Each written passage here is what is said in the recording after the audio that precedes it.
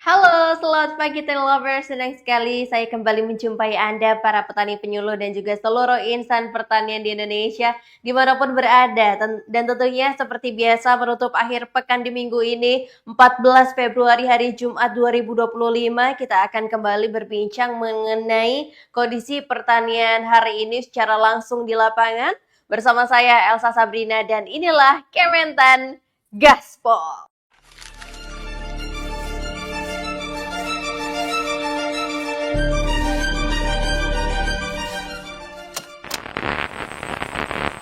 Saudara-saudara sekalian, saya telah mencanangkan bahwa Indonesia harus segera swasembada pangan.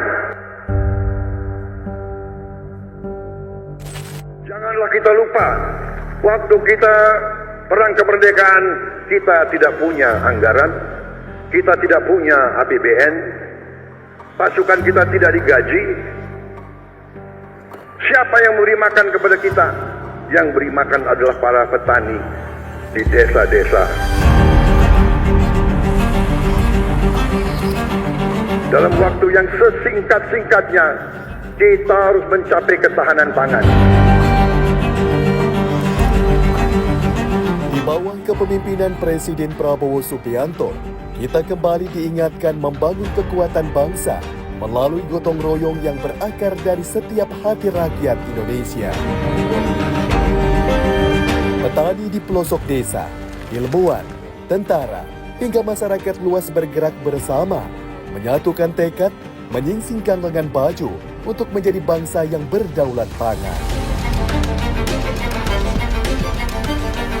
Oleh karena itu, Kementerian Pertanian telah menyiapkan sejumlah program untuk mewujudkan swasembada pangan melalui pompanisasi, optimalisasi lahan, cetak sawah, transformasi pertanian tradisional ke modern, pelibatan petani milenial dan Gen Z, serta pekarangan pangan lestari. Inilah saatnya kita membuktikan bahwa kita mampu berdiri di atas kaki sendiri. Bahwa tanah subur Indonesia yang diberkahi alam yang kaya akan kembali menjadi ladang yang memproduksi kebutuhan pangan bagi seluruh rakyatnya. Bersama-sama, kita menghadapi tantangan dengan semangat pantang menyerah, mewarisi kekuatan leluhur yang tak pernah gentar. Kita buktikan pada dunia bahwa Indonesia mampu menjadi lumbung pangan dunia. Kolaborasi akan membawa kita menuju masa depan pangan yang cerah demi kemandirian bangsa, demi kemakmuran bersama.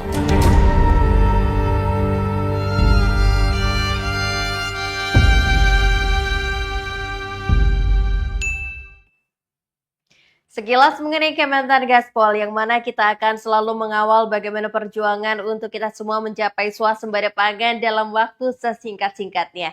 Oleh karena itu, kita seperti biasa akan kembali berbincang mengenai kondisi pertanaman di setiap wilayahnya, dan kali ini saya akan melihat begitu ya di Desa Podosari, Kecamatan Pringsewu, Provinsi Lampung bersama Ibu Basirah selaku penyuluh pertanian. Kita akan kembali berbincang mengenai budidaya bawang merah. Sudah bergabung bersama saya Bu Basirah. Selamat pagi. Ya, Bu. Baik. Ya. Saya sudah dengan Ibu Basirah, Mbak Diana, dan juga Pak Edi, betul di pagi hari ini? Ya, betul. Ya, betul.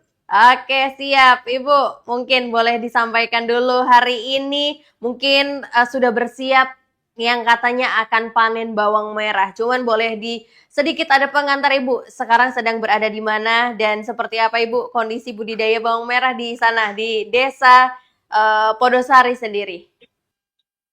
Assalamualaikum, Tani Lover. Kami para penyuluh Pringsewu dengan kelompok Rukun Makmur, jadi seleksi petaninya, kami mengisikan panen bawang merah hari Sabtu, kemudian di kita sekalian nanti buktikan bahwa di kelompok tani Rukun Makmur memang betul-betul ada bawang merah. Untuk Kecamatan Pringsewu yang memang bawang merah setiap tahunnya yang positif ini 10 hektar. Selanjutnya 1.025 hektar. Hasil di Kecamatan Pringsewu cukup memuaskan karena kita bekerjasama dengan BPD untuk mengkoordinasikan BPD ini dan penyakit. Oke, Ibu, mungkin tadi dikabarkan untuk besok itu akan panen begitu ya Bu ya. Ini ditanamnya itu sejak kapan Ibu? Mungkin kita boleh tahu umur dari bawang merah sendiri dan bagaimana budidayanya. Mas Edi silakan dengan pertanyaan mungkin biar kolaborasi ya. Silakan. Desember. Ya. Bagaimana Bapak? Dari awal tahun, umur bawang merah 57 hari, siap pasca panen. Udah bisa dipanen. Oke, baik. Kemudian untuk varietasnya sendiri Bapak, mungkin kita juga ingin tahu lebih jauh varietas bawang merah apa mungkin yang lebih banyak dibudidayakan di Pringsewu sendiri Pak? Ya kalau di sini sementara dominannya sama Bima Curut, Brebes. Mungkin apakah ada keunggulannya dibanding varietas lain atau mungkin kelebihannya sendiri Pak dari varietas tersebut? Ya dari segi keunggulan emang unggul Brebes, terus dari sisi penjualnya lebih gampang ya. Gitu. Oke, mungkin untuk di awal tahun ini, di bulan Januari Februari ini kita semua masih merasakan musim hujan yang datang dengan cukup deras begitu ya Pak ya. Kalau di Pringsewu sendiri bagaimana Pak? Tantangan iklimnya yang tidak menentu? Ya sama aja kalau masalah cuaca ekstrim, jadi kita harus rutin penyempraian, Mbak. Pemeliharaannya harus rutin, kalau enggak penyempraian 1 minggu bisa 3 kali. Oke, baik. Kemudian untuk mungkin ada tantangan-tantangan sendiri, apakah ada cara yang efektif untuk mengatasi hama yang terjadi sendiri, Pak? Sejauh ini seperti apa selama penanaman ya? Ya kalau kita antisipasi dari ini ya mudah-mudahan tanaman jadi sehat dan aman, Mbak. Oke, tapi untuk tantangannya sejauh ini seperti apa Pak? Selain iklim yang tadi disebutkan begitu ya, musim hujan yang tidak menentu, tantangan lain adakah Bapak? Ya kalau musim kemarau tantangannya ya cuma ini aja. Kalau dari segi jamur aman sementara. Oke, baik. Kemudian untuk saluran irigasinya sendiri, mungkin tadi saya sedikit melihat ada saluran di depan ya Pak ya, saluran airnya.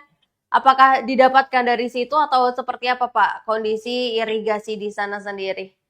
Ya kalau sementara pakai irigasi, jadi kalau musim kemarau kita ngambil dari air sungai pakai mesin. Mhm. Oke.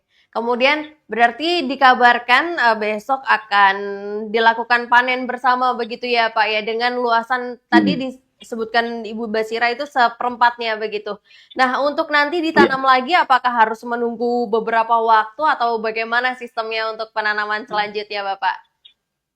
Ya, kita nunggu jeda 1 bulan minimal, paling cepat bisa jadi 2 bulan, Mbak.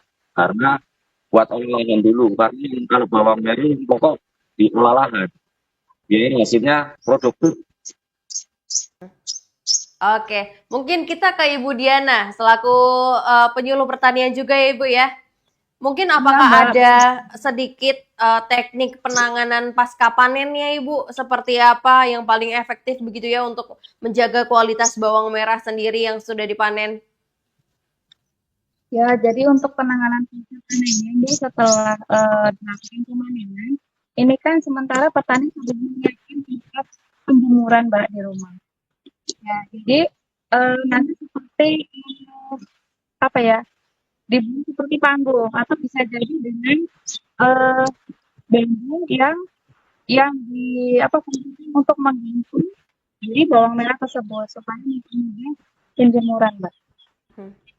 Oke, mungkin Ibu boleh kita sedikit berjalan melihat atau dari sawahnya sendiri secara langsung kita lihat di tanahnya kondisi bawang merahnya seperti apa. Mohon izin Ibu supaya lebih menarik begitu ya, kita ingin tahu. Sing ora ke pinggir galengan sing Mbak terus ke pinggir Mbak. Anu kering loh, ketan. Oke. Jadi ini Iya. kondisi petaninya siap panen. Oke. Sebelah sana yang siap panen. Yang siap panen kita masih melihat tadi lovers. Tadi udah ada beberapa begitu ya yang ditunjukkan. Nyabut. Ya.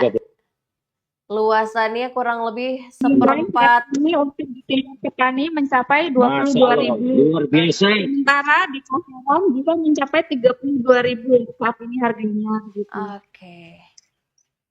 Boleh didekatkan ke kamera, Bapak. Kemudian supaya lebih jelas kita lihat bawang merahnya. Luar biasa. Siap panen. Siap Mantap, panen. Pol. Luar biasa. Siap nih.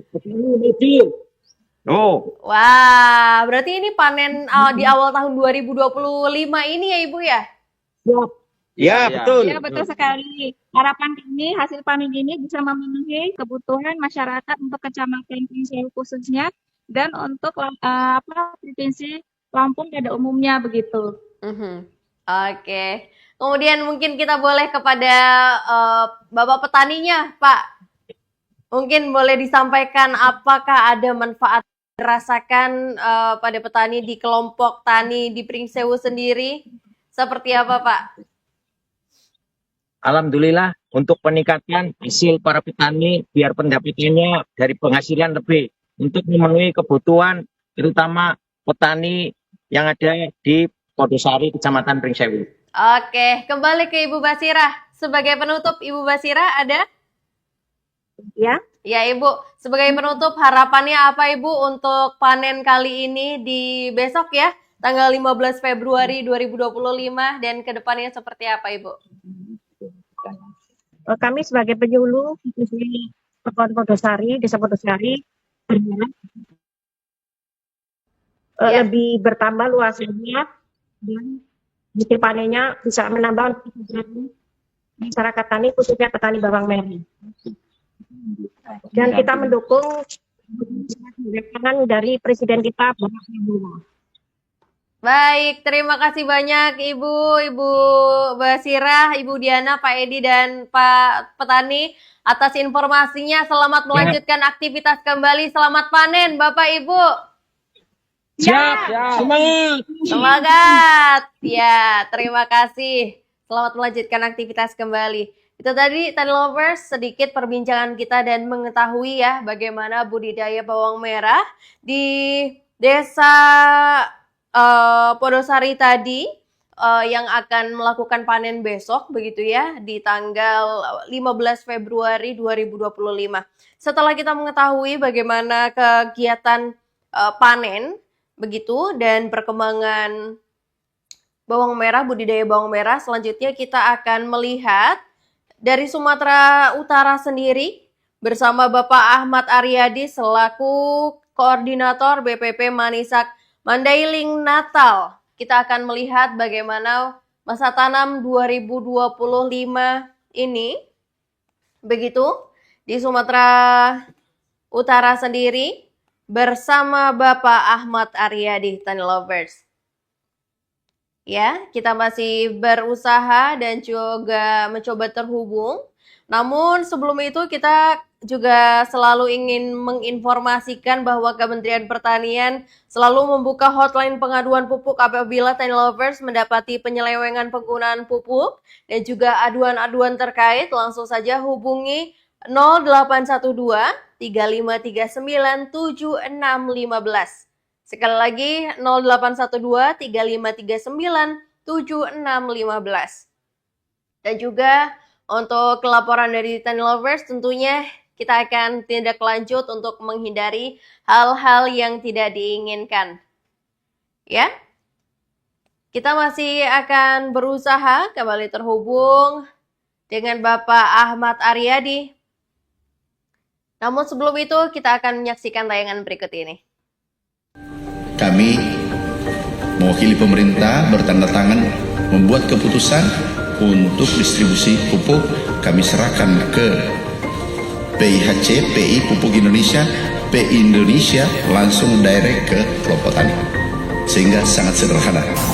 Adanya keterlambatan distribusi pupuk subsidi dan prosedur administrasi yang berbelit-belit berdampak pada produktivitas yang rendah.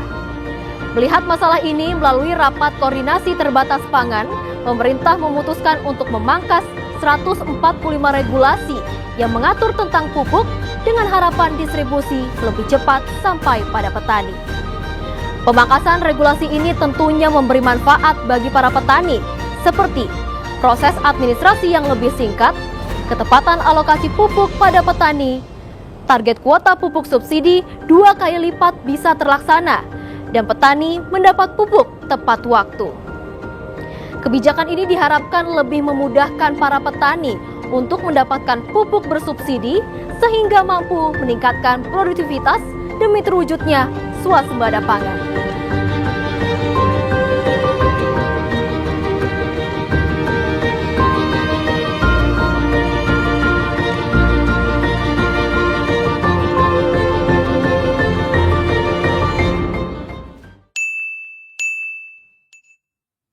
Sudah bergabung bersama saya Bapak Ahmad Aryadi selaku Koordinator BPP Manisak Mandailing Natal.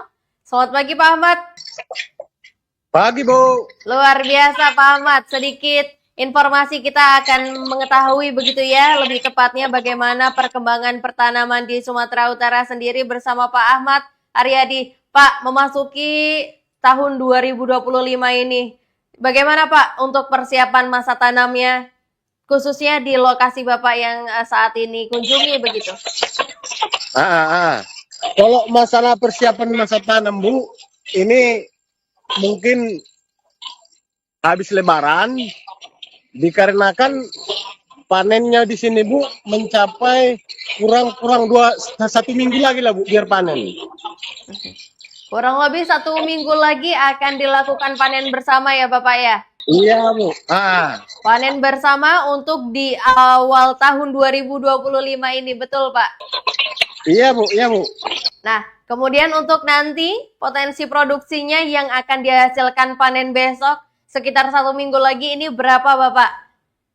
Diperkirakan Bu itu mencapai hanya sekitar 5 sampai 6 ton per hektar Bu. 5 hingga 6 ton per hektar, dan ini bisa bagaimana potensi produksinya, apakah bisa memenuhi begitu ya Pak ya permintaan beras di Sumatera Utara sendiri? Sebenarnya Bu, kalau di angka nasionalnya belum memenuhi. Yang pertama kendala kami di masa pertanaman Bu itu masalah cuaca yang ekstrim. Terlalu tinggi curah hujannya Bu. Satu, dikarenakan dia ketinggian curah hujan yang tinggi itu menyebabkan adanya penyakit hawar pelepah yang merebak di lapangan saat itu, Bu. Baik. Berarti memang untuk cuaca yang kita rasakan semua begitu ya Pak ya, sejak awal Januari kemarin, musim hujan yang tidak menentu. Kalau saat ini kondisi musimnya seperti apa? Kondisi iklimnya Bapak? Kondisi iklimnya Bu udah mulai kemarau, seminggu ini udah kemarau. Baik. Berarti untuk tantangan saat ini yang dirasakan sendiri apa Bapak? Untuk masa tanam 2025 ini? Di kemungkinan kalau tantangannya Bu nggak ada, soalnya kalau masalah debit air masih mencukupi Bu, walaupun dia kemarau 1 minggu sampai 1 bulan. Oke. Apakah ada bantuan dari Kementerian Pertanian yang didapatkan Bapak, seperti mungkin ada pomparisasi, ada irigasi perpompaan Bapak? Pompanisasi ada Bu, bibit ada. Kemudian untuk pengoperasiannya apakah sudah berjalan dengan baik selama di lapangan Jalan Bapak? dengan baik Bu, maksimal dia Bu. Penyerapan bibitnya bagus, penggunaan pompanya bagus. Baik.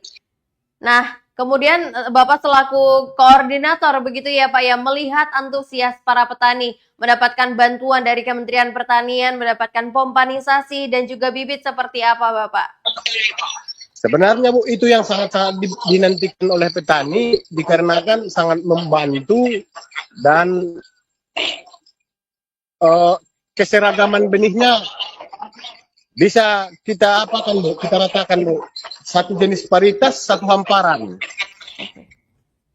Baik.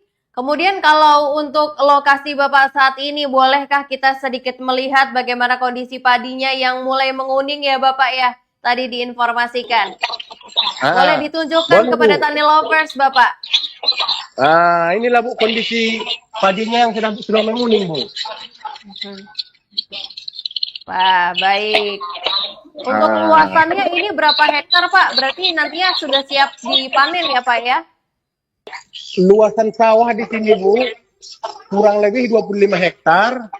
Itu panen nanti kurang lebih 25 hektar juga. Berarti dari 25 hektar itu bisa memberikan potensi produksi 5 hingga 6 ton ya Bapak ya? Iya Bu. Luar biasa. Kemudian ya, harapannya seperti apa Bapak untuk masa tanam kali ini? Harapan kami Bu, untuk pertanaman berikutnya dibantu kami bibit untuk pertanaman 2025 dengan catatan jangan bibit yang udah lewat Bu. Karena varietas yang lewat namanya inparijing. Kalau di daerah kami Bu, inparijing ini sangat rentan terhadap penyakit Bu. Baik. Oke. Mungkin terakhir sedikit apa yang ingin disampaikan kepada Kementerian Pertanian Bapak terhadap persiapan masa tanam 2025. Sebenarnya Bu, ada yang ingin kami tonjolkan, yaitu tanaman padi koko kami, padi ladang yang berada di bukit-bukit. Akan tetapi bibitnya masih penggunaan bibit lokal. Tapi produksinya dan pertumbuhannya Bu sangat bagus. Pernah dikunjungi oleh Pak Ali Jamil ke Kecamatan Rantau Baik dengan catatan sangat memuaskan.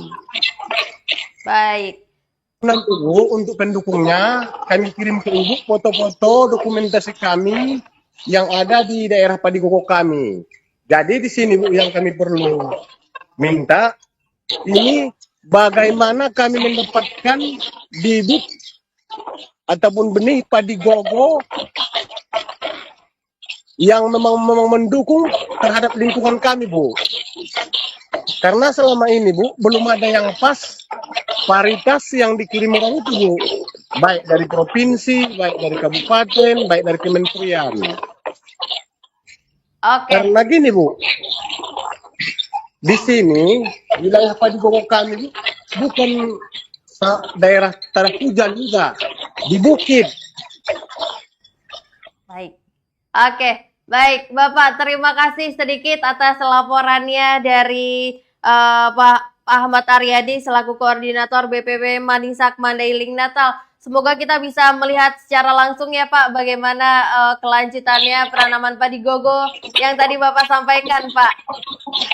Bapak, Iya, Bu, iya, Bu. selamat melanjutkan aktivitas kembali Pak Ahmad. Iya. Ya, itu tadi Telovers, kita sudah mengetahui dari dua lokasi yang mana kita sudah melihat bagaimana budidaya bawang merah di Desa Podosari, Kecamatan Pringsewu, Provinsi Lampung, dan juga bagaimana kondisi pertanaman masa tanam 2025 di Sumatera Utara bersama Bapak Ahmad Aryadi. Dan juga untuk itu, informasi tersebut sekaligus menutup perjumpaan kita di pagi hari ini. Terima kasih sudah menyaksikan Kewetan Gaspol di setiap harinya hari Senin hingga hari Jumat pukul 9 waktu Indonesia Barat. Saya Elsa Sabrina mewakili kru yang bertugas mengucapkan terima kasih atas kebersamaan Anda. Kementan Gaspol.